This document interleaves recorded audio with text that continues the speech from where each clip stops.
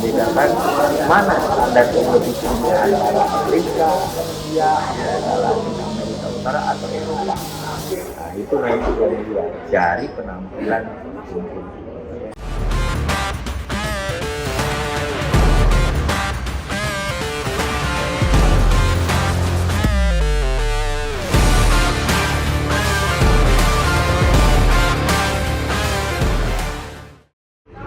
Sobat Jokoman Sokat, Assalamualaikum warahmatullahi wabarakatuh. Selamat pagi, salam sejahtera bagi kita semua.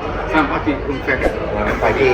Jadi di sini tahun ini dan di bulan ini dan kemarin di tanggal 10 kemarin ada perhelatan akbar, yaitu sepak bola Piala Dunia yang diadakan di kota Surabaya dan beberapa kota di Indonesia. Dan tadi malam, persisnya tadi malam, pertandingan pembuka antara timnas Indonesia menghadapi Ekuador dari Amerika Latin tetap berlangsung dengan skor seri 1-1. Untuk itu lebih jelasnya analisis dari Ferry itu akan mengulas kita secara tuntas. Silakan, Bung Ferry. Terima kasih.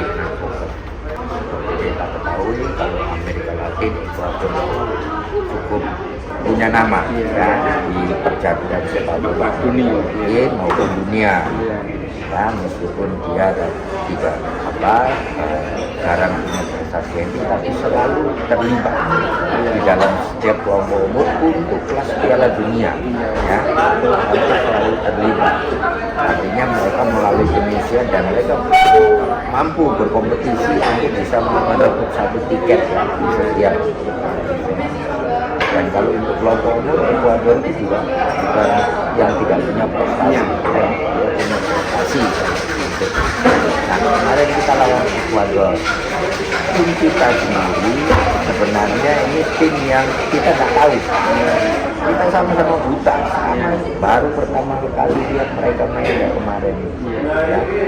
Event persiapannya 1 bulan lebih ya, dan sebelumnya udah di Jakarta kita karena memang jarang diekspos, tidak terlalu kelihatan ya.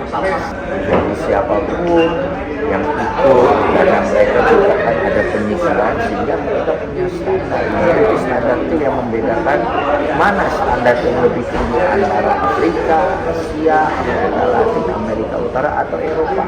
Nah itu nanti yang dilihat dari penampilan pemimpin. Kalau kita lihat kemarin secara teknis, skill mereka tidak jauh ya, sama karena 17 ya, 17 belum terlalu banyak tersentuh. Jadi levelnya sama oleh teknik anunya, strateginya belum, sudah ketemu tapi belum banyak. Jadi kalau kita punya bakat yang bagus kita masih bisa. Ini persoalannya menjadi bagaimana iya, karena persiapan pendek itu. Nah ternyata standar kita di bawah. Ya, even kita melatih mereka secara 3 bulan terakhir. 3 bulan terakhir. Ya.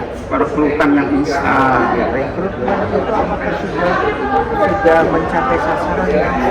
Karena kita juga kan yang diseleksi seluruh Indonesia Raya yang astro bikin itu. Tapi nggak ada yang ini. Sudah ada sebetulnya dari mereka itu pilihan mereka. Masih naturalisasi. Pertanyaannya menjadi pemilihan pemain-pemain sebelum seleksi secara nasional diadakan ini sudah tepat. Siapa yang mengerti? Artinya dia baik. Tapi pertanyaannya untuk kebutuhan level Piala Dunia apakah sudah memenuhi standar? Karena kita itu banyak pemain baik-baik, fisiknya enak. Iya.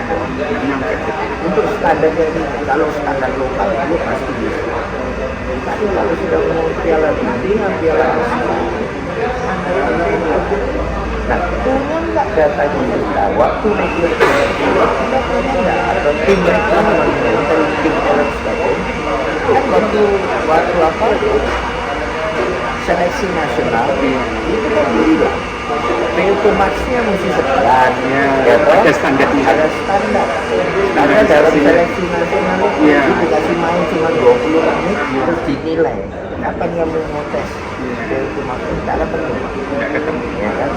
Nah mereka itu kan sudah dites berarti artinya setelah performa ini berarti kita sudah 60 menit antara 60 menit 70 menit sudah hampir nggak punya tenaga lagi.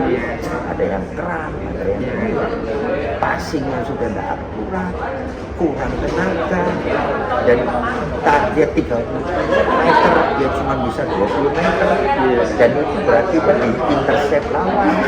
Untungnya cetak gol duluan ya. Kan seperti itu. Jadi kita jangan ngomong taktik strateginya.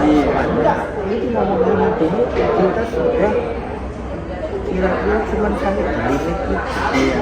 Ini pertandingan pertama, mestinya kita itu tidak pakai 100% tenaga. Cuma pakai 80% tenaga. Ini pemanasan. Mesin mobil Semakin lama semakin dia. Semakin nah kita ini kayaknya sudah di 100%, hampir 100%.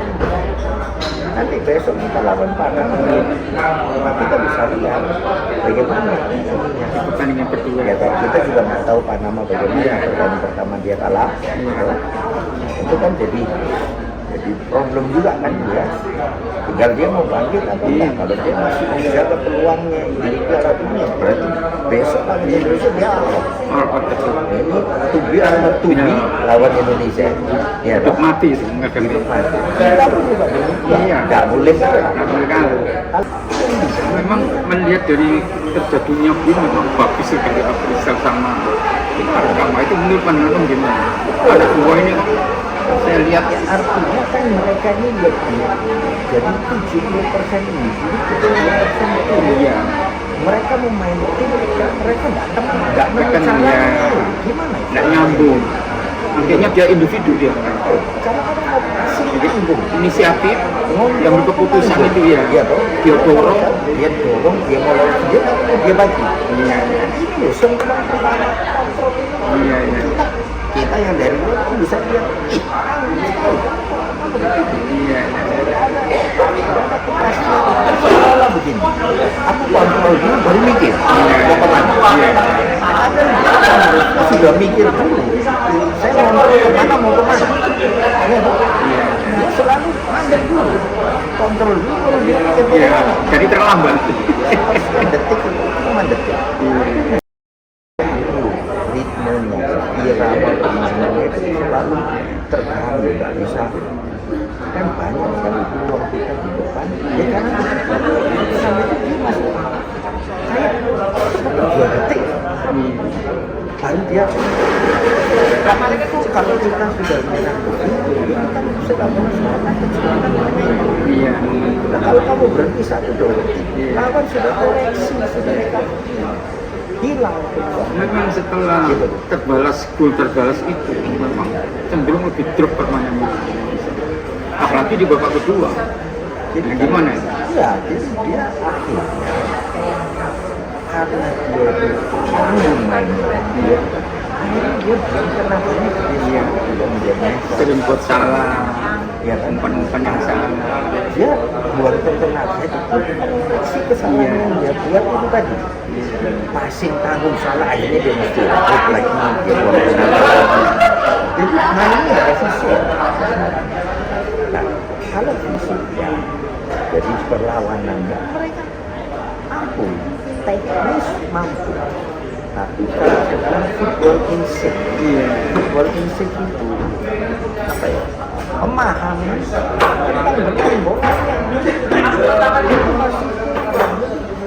mereka masih butuh berpikir seperti yang dulu baru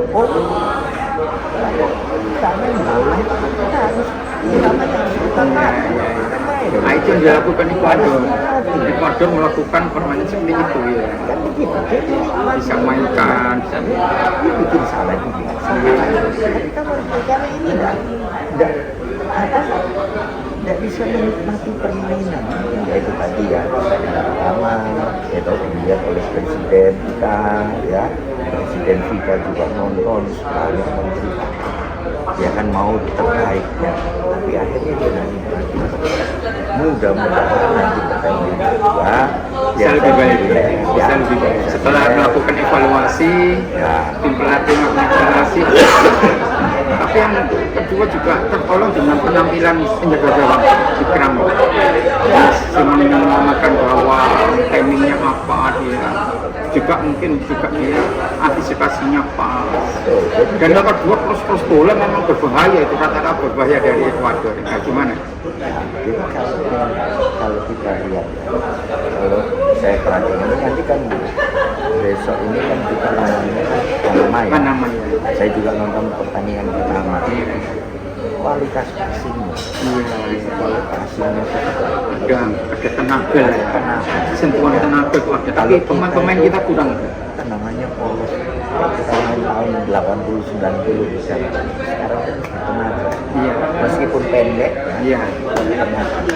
Jadi dia bisa passing sebenarnya. Dan lawan nomor berbola sulit karena bolanya cepat. Nah, jadi dia passing itu sebenarnya dia meladeni pemain yang terima bola. Iya, betul.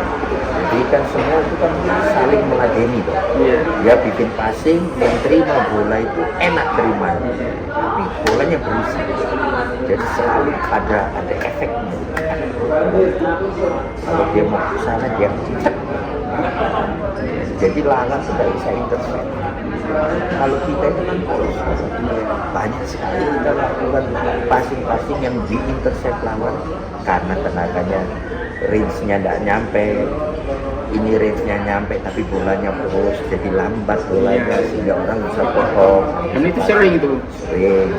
Terjadi. Beda dengan Panama sama Maroko. Iya. Passingnya itu beda semua kualitas dan akurasi passingnya beda. Dan tim kita memang kekurangannya di situ. Mungkin karena faktor persiapan tadi itu. Stresnya belum terbuntu, fisiknya apa nggak ada waktu mungkin. Ya kan? Kalau dia nggak punya fisik yang kuat stamina. Ya mungkin contohnya STY untuk tim. Bagaimana dia melihat tim-tim lokal atau tim-tim pemain rata-rata Indonesia, begitu dia lihat kualitas kurang, kualitas passing atau akurasi semua kurang, fisik, setelahnya akhirnya naturalisasi. Itu bagaimana pandangan? Sama, jadi kan kalau STY itu sebagai pemain untuk Piala Dunia, ya sudah sifatnya dunia seperti begini, ternyata hasilnya cuma seperti ini. Sebagai pelatih dia coba pakai pengalaman dia sebagai pemain untuk persiapan lebih baik. Ternyata masih ada kurang, sehingga dia tahu ada celah apa karena dia punya experience. Sehingga kalau dia sekarang punya kesempatan di Piala Asia dia persiapkan timnya, dia lihat ada pemain Indonesia yang kayak gini tidak mundur. Ya ada beberapa yang bisa, tapi kan saya butuh 20 orang atau 25 orang yang punya kemampuan sama. Nah kita ini baik, tapi kemampuannya belum sama. Saya harus tambahannya yang naturalisasi, ya dengan standar yang SD tidak pernah mereka atau tidak. Mereka tapi kasih datanya aja. Oh kurikulum CV-nya, oh ini kemampuan itu kamu lihat bagaimana. Baru setelah ada CV-nya dilihat. Oh ini bagus. Oke kita bisa pakai baru di proses naturalisasi. Kan begitu. Karena dia tahu pertanyaannya di masa depannya tidak eksperimen. Ini yang dia tidak bisa perlu belajar di situ. Tidak punya gambaran yang saya lawan ini siapa, kemampuannya untuk level anak 17 dia punya pikiran, oh ini sudah terbaik, benchmarknya adalah Indonesia. Nah ini yang terbaik semua. Iya, kalau kamu lawan Indonesia kau kasih menang Indonesia, ini lawannya standarnya gimana gitu. Ini yang sepintas pada saat ini saya bisa lihat karena saya menilai ini nggak ada patung yang lebih jelas dari pemain. Ya sudah pemain saling menunjang gitu ya. Memang ada beberapa pemain yang saya lihat punya masa depan yang baik lah dalam arti seperti Afrisa, Arfan, Saka, terus penjaga gawang juga, mungkin kaptennya juga Iqbal, ada beberapa lagi. Menurut bagaimana itu ke depannya tim ini kira-kira? pandangannya umum. Nah, tergantung dia di proses seleksi. Ya. Maka mainnya kalau di prosesnya tidak dengan optimal ya tidak akan optimal. Ya, dia akan busuk seperti memang prosesnya itu. Tapi teman-teman yang evaluasi dia Piala AFF itu apa ya, yang lawan Korea itu lawan yang dia kalahkan itu sekarang sudah main di Eropa, top klub di Eropa. Ini masih mana di nasional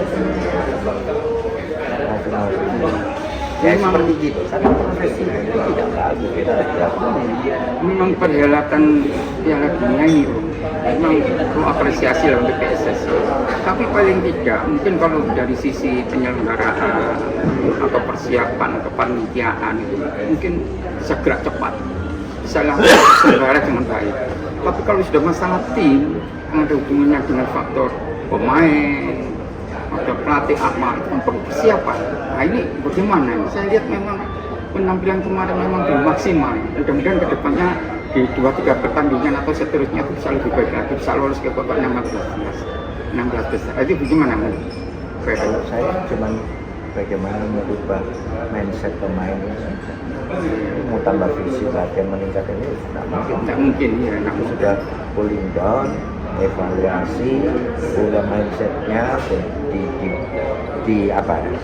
Di zoom up lagi mindsetnya, ini nanti bagaimana, terus bagaimana mereka bisa main lebih efisien dan efektif. Itu saja, pergerakannya lebih efektif ya berpikirnya juga lebih konstruktif ya, bisa permainan di sini ya. Sudah tidak bisa apa-apa, kamu meningkatkan teknis, skill ada, meningkatkan fisik lebih baik recovery ya, recovery kemudian meditasi untuk bisa nyatukan lagi ya. 11 orang itu punya pemikiran yang sama yang saling menunjang, bukan sama terus kiri-kiri semua kanan tapi globalnya saling menunjang. Kalau dia bergerak itu saya harus bagaimana antisipasi, saya bagaimana harus support, bagaimana harus support dia dengan membuka daerah di sebelah sana supaya dia nah ini aja, karena waktu cuma 2-3 hari. Iya, dan kita 3 hari sekali bertanding kan. Tanggal 13 lawan Panama, tanggal 16 lawan Maroko. Dalam waktu yang pendek ini recovery-nya juga mungkin kurang. Nah, pandangan itu bagaimana itu pandangan Panama maupun Maroko nantinya dari 3 pertandingan ini paling tidak kalau seandainya bisa maksimal dan kursi bisa lebih evaluasinya mengena dan sesuai dengan harapan, itu bagaimana? Bisa nggak kira-kira itu mencapai hasil maksimal? Artinya kan begini, sekarang kan tim analisis sudah lihat ya, sudah lihat. nama latihan main bagaimana, mana kekuatannya, mana kelemahannya, kemudian compare dengan data kita. Kalau kita lihat data statistik kemarin itu sampai menit ke 70 itu kita di angka 240-an semua. Dan itu masih rendah. Itu kelihatan. Jadi kamu nggak bisa lebih tinggi dari itu lagi. Karena bagaimana kamu belum lagi prosentase kesalahannya dari pergerakannya, mobilitasnya aja. Ball position ya, ball position mobilitas tim itu masih rendah. Jadi belum sesuai. Kalau kita main itu harus di atas 300. Ini masih 245 atau 70. Kita mau bagaimana? Nah, itu tadi tidak bisa digunakan. Sebenarnya di sini saja yang bisa, ya kan? Bukan di riset kita, tapi diperbaiki, ya kan? Kita mau baik, artinya terapinya dari seorang pelatih kita langsung tepat. Tepatnya apa? Ini mereka lagi nervous, lagi tidak bisa optimal. Oke, kita harus bagaimana? Jangan memaksakan seolah-olah mereka optimal. Itulah nyambung. Pelatih ya itu tadi jam terbang, kemudian level ini panjang. Kalau kan tidak punya, di sini ini baik, pemain ini akhirnya yang kamu teorikan yang diperhatikan ya tidak nyambung. Oh bingung sendiri. Nanti ketemunya begini. Ini siapa mesti diganti oleh siapa? Kakak. Tambah bingung lagi. memungkinkan bola saya bisa bilang oke kita sekarang harus opennya dikunci dulu dia mulai nyerang. Nanti kalau dia sudah habis baru kita gantian bahwa kedua kita yang pasang kita. Nah sekarang begini ini kan sudah jelas bahwa dari sisi fisik karena persiapan kita ya masuk pertandingan yang kita hanya mampu 60 menit 70 menit di dalam pertandingan menghadapi Ekuador kemarin, sisanya kita mungkin berat sekali lah untuk mengimbangi tim sekelas seperti Ekuador, juga mungkin Panama sama Maroko. Untuk mensiasati kedepannya yang pertandingan berikutnya lawan Panama maupun Maroko nantinya, barangkali ada salah satu strategi yang bisa untuk membantu dalam hal ini, mungkin bisa mencuri poin atau bisa bahkan bisa memenangkan pertandingan.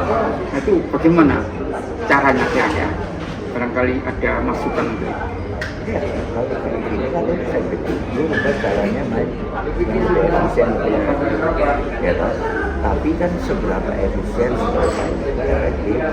seberapa ketat itu kan dia yang tahu karena dia sederhana dengan dia harus kenal jadi jangan dia over expectation dari pemain mungkin bisa dibangun ritme permainan barangkali itu irama permainannya ya. Oke kita main di sini kita lebih aman dulu ya. Tapi nanti benar-benar teknologi bisa kita repot ya.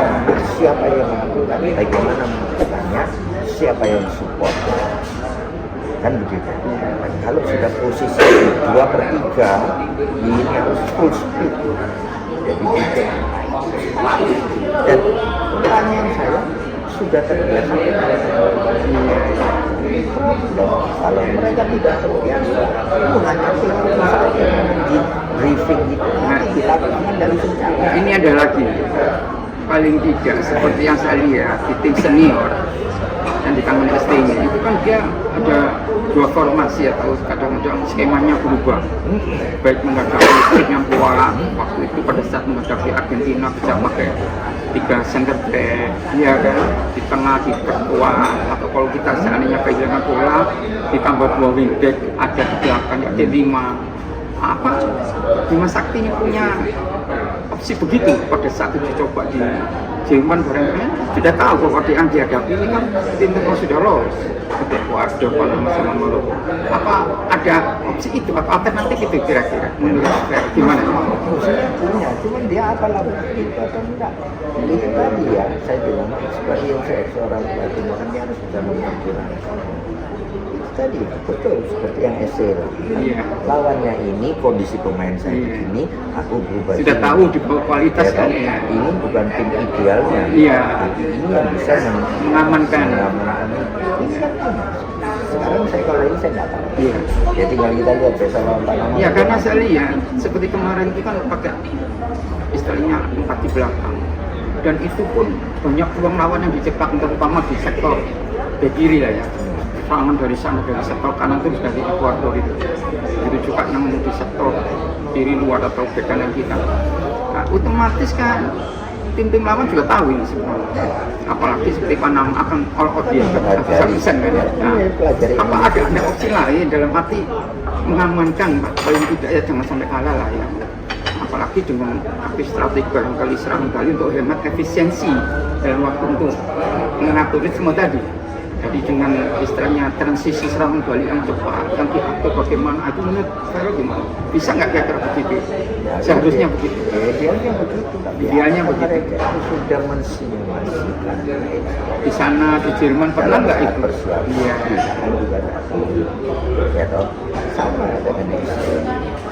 Kan sudah tahu lawannya ini. Kan tahu itu dia kan berubah. Satu waktu dia pakai ini, iya. satu waktu dia pakai ini. Iya. Orang tidak bisa baca. Iya. Mudah-mudah kan begitu ya. Materinya pun disiapkan. Betul. Iya. Dan dia sudah mensimulasikan dalam latihan, dalam persiapan. Iya. Kan begitu. Iya. Nanti kalau ada kayak begini, saya bisa enggak.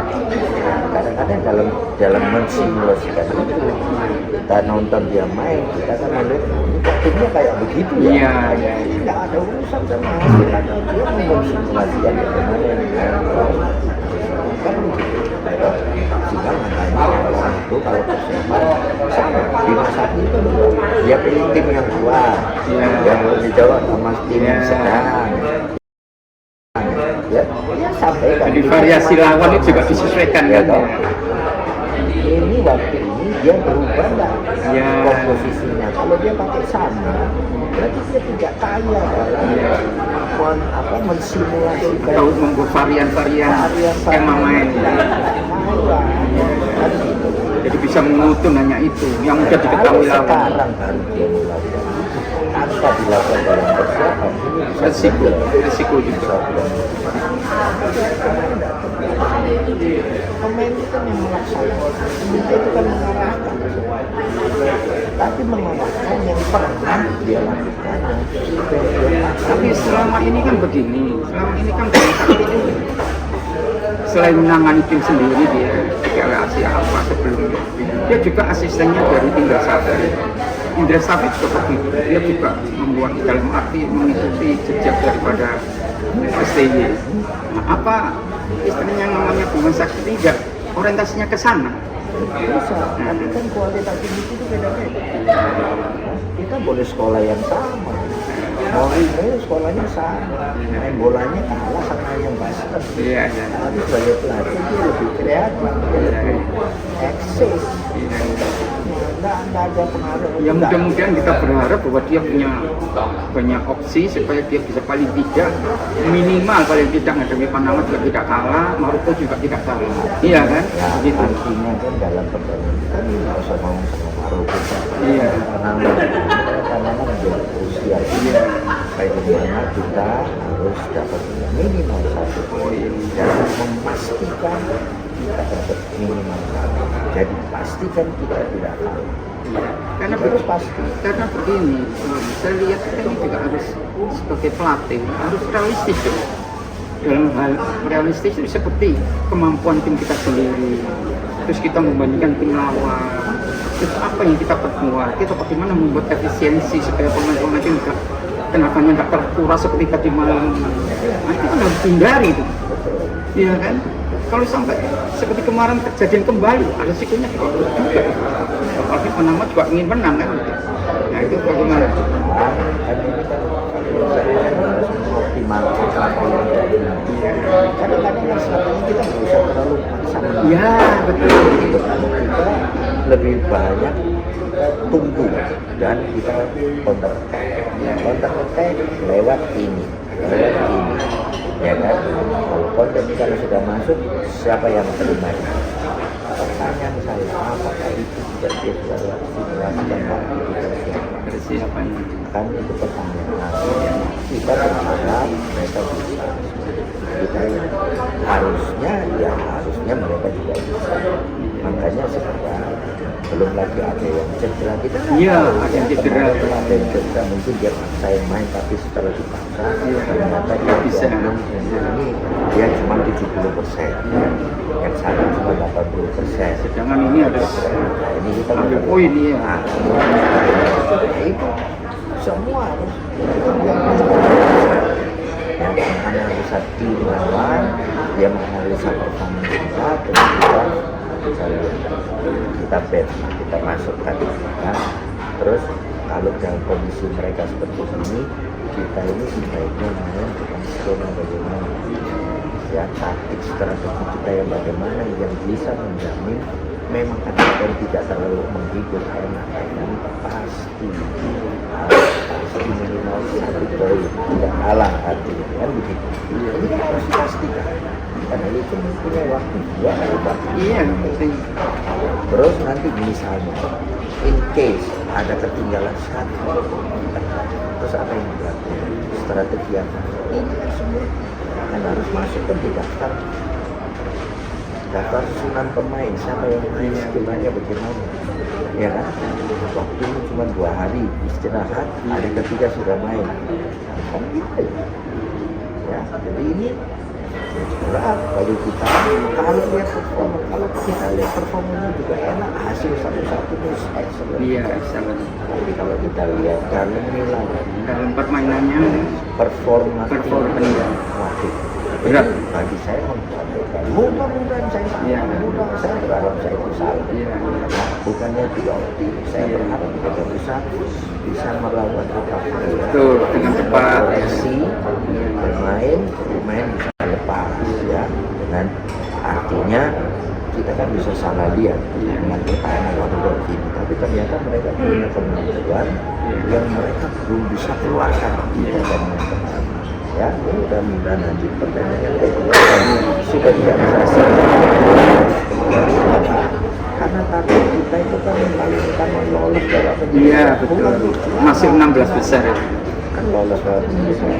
Harus lakukan itu. Gitu loh. Ini harus dilakukan supaya bisa. Gitu loh. Ya sekarang kan closing statement. Bagaimana harapan pada saat menghadapi Panama tanggal 13 Desember, terutama dalam hal masalah mental. Ini kan memang mulai naik ya karena hasil dapat 1 poin. Tapi dia juga mungkin para pemain juga ofisial atau terutama pelatih menyadari bahwa perlu diadakan evaluasi karena apa kekurangan yang ada itu memang seperti disampaikan tadi di katakan tadi. Bagaimana untuk mensiasati bahwa Mourinho akan naik mungkin dari pihak manajemen atau pihak timnas ya dalam hal ini ketua umum bisa memotivasi supaya minta meningkatkan istilahnya moral para pemain supaya bisa lebih baik lagi. Gimana? Saya kira kalau motivasi itu Istirahat itu ya. Itu harus diberikan, harus dioptimalkan, harus diupayakan, ya kan?